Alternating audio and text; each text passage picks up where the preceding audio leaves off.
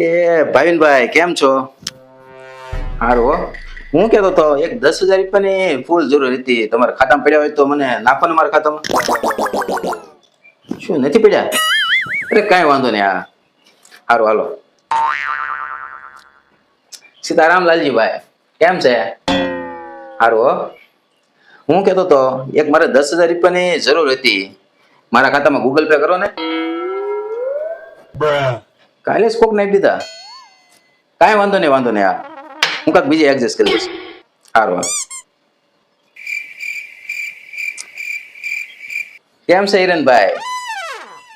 બહુ સારું હો. હું કહેતો હતો કે મારે એક 10,000 રૂપિયાની ફૂલ જરૂર હતી. મારે ખાતામાં કંઈક ઓનલાઈન થાય હોય તો કરો ને.